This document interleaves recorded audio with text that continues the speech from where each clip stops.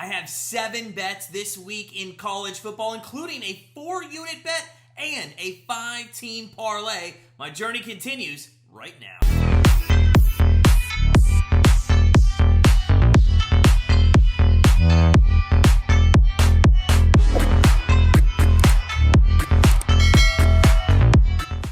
Hey guys, it's Matt from Grandstand Bettors. It's week 1 officially of college football season, and my journey to profit over $3,000 continues. Started off well actually last week. 2-1, that is pretty good. I'll take 66.6% each and every week. But week 1, we're going to be firing strong this week. I have 16 units in play. Not a big slate in terms of great games this week as you take a look of some notable games there on the screen, which I'll touch on a few of them. First one, though, I'm starting off with here on Thursday night is Florida and Utah in prime time. I like over 44 points in this one. It's a rematch from last season where Florida upset the Utes. We're going to have Utah looking for revenge. Cameron Rising's health has been a question mark here. His ACL tear last year is going to be all the noise surrounding this game and the Utes for the season, or at least the early part of the season. But this team was putting up 38.6 points per game last season, and honestly don't see a drop-off. Gators, they have a new quarterback after Richardson, went to the NFL, and now they have Graham Mertz, who you may have seen at Wisconsin. A little more focused on the running backs of Florida, though. Johnson and Etienne, I think they're going to have big years, and I know Utah has a very good rushing defense, and although the Gators this season might not average 30 points per game, I do think they average around 21 to 24. I like an up-tempo game, honestly, here. I think we see points. I'm going to pull the trigger with 2 units on over 44 points. Now, second bet, I'm going to be looking at Stanford minus 3.5 over Hawaii. Is there anything better than late night football in Hawaii as a recreational bettor? I just love it. My wife goes to bed. I sit there in front of the TV. It's 11 p.m. I'm like, what are we doing? We're betting on a Hawaii game. Now, Stanford, they're not a great team. They just had 3 wins last season, albeit one was against the Notre Dame Fighting Irish. Shaw is out, though. Troy Taylor is in at head coach. Ari Patu, I think he's going to see action first at QB with Ashton Daniels waiting to enter if something goes wrong, and it probably will. Defensively, just as bad for Stanford. I see them giving up about 30 points per game again this season. Hawaii, they've already played this season. They played Vanderbilt where they lost by a touchdown last week. I think we're all excited for the era of Timmy Chang, but I don't think they have an offense that can actually outscore their defense. Brandon Schrager had a nice game, 27-35 for 351, 3 touchdowns, but he did throw 2 interceptions. I like Stanford to win the turnover battle and cover the 3.5 points in this one. I am going to go a little bit smaller here, given that Stanford's QBs have only thrown a career 66 passes lifetime. So I am going to do Stanford minus 3.5 at 1.5 units. Now, let's move on to Saturday. This one stands out as the best game early to watch. It's Colorado and TCU. And I like TCU to cover the 20.5 points here. Runners-up last year in the national title game. We all know they were embarrassed by Georgia. They have lost 8 guys to the NFL, including their QB, who led their offense to 38.8 points per game. Now, they turned to Chandler Morris and new offensive coordinator Kendall Brills, who comes over from Arkansas. But Max Duggan, who we all remember as the face of this franchise or this team last year, the Horned Frogs, he actually got beat out by Morris last year, but the only reason Duggan had all the playing time was because of Morris's injury. So I do think the passing attack could actually be better this season behind Morris. He is going to have to stay healthy, though, and honestly, if he gets injured, I think this TCU season is going to go down the drain with him. Now, another big loss to the offense was Quentin Johnson. They have Williams and Richardson from Oklahoma State, but honestly, those are big shoes to fill, and I'm not sure both those guys can bring it to the offense to fill Johnson's role.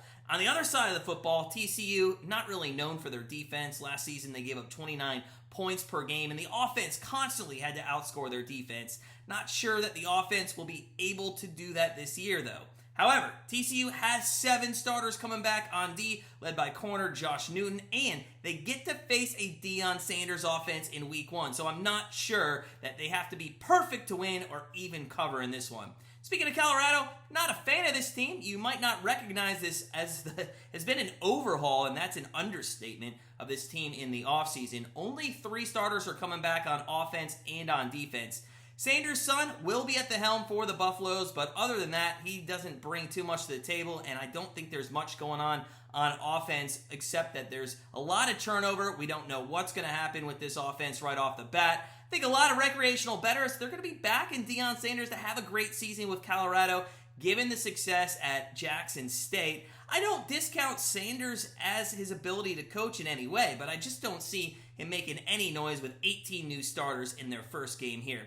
TCU, mad, disappointed after that loss to Georgia in the national title game. I think they're going to take it out on Deion Sanders in Colorado. Minus 20.5 for 2 units. That's a good play for me this week. Now, the fourth bet I'm placing this weekend is California, North Texas, over 54. This one can be summed up rather quickly. I like Sam Jackson, the guy out of TCU who transferred over. Cal ranked 121st last season in rushing. Jackson now brings a dual threat dynamic to this offense, and I think he's going to add 30 to 50 yards onto their rushing offense. North Texas, not good at stopping the run. In fact, they almost give up 200 yards on the ground per game last season, and they've also lost now 5 of their top 6 leading tacklers. I think we see Cal have a very easy day on offense here, and the mean green behind Chandler Rogers will take advantage of a below-average secondary. Cal, North Texas, over 54 points for 2 units. I have 3 more bets I'm taking for the weekend, including my 4-unit bet and my 5-team parlay. But my last bet for Saturday is going to be South Carolina plus 2.5 over North Carolina.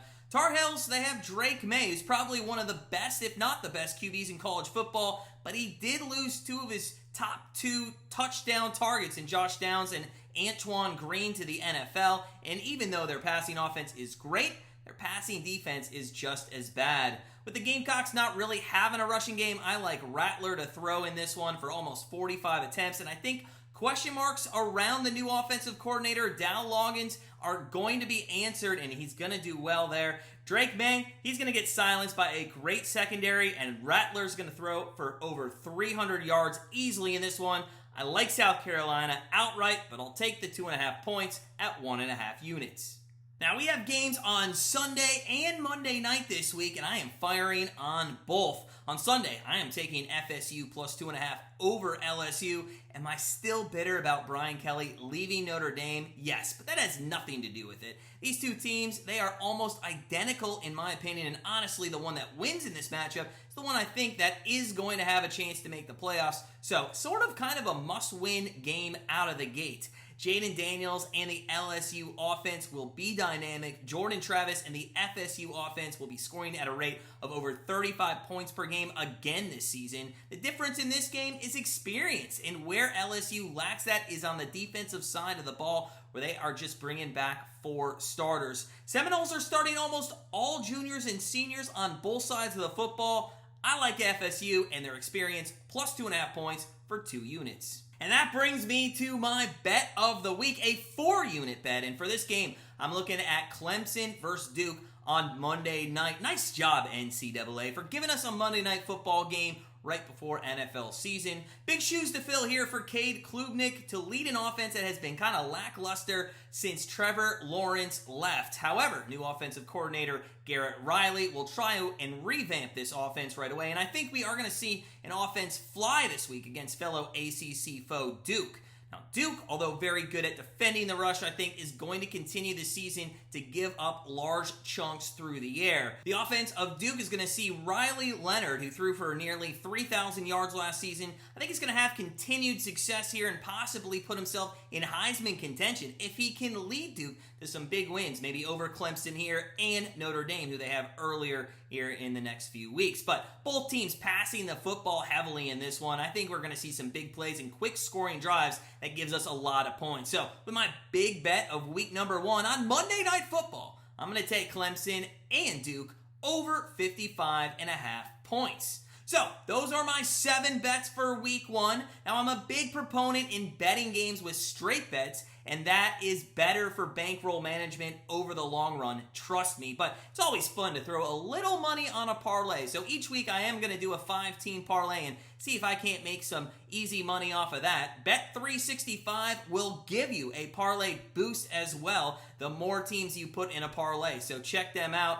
Here's my 5-teamer this week. A half unit's going to pay out 15 units if this hits with that parlay boost. I'm looking at Fresno State, Purdue over 47.5 points, Western Kentucky minus 11.5 over South Florida, Houston +2 over UTSA, South Alabama, Tulane over 52, and Oregon State, the Beavers, minus 16.5 over San Jose State University. So, I'm going to be sitting at a wedding on Sunday. I mean, come on. Who puts a wedding on week 1 of college football? But I'm not going to be looking at the bride and the groom. I'm going to be glued to my phone as we have 16 units in play this week. Let me know what you're betting in the comments this weekend. Let me know if you're tailing or fading me. And hopefully we have a profitable week.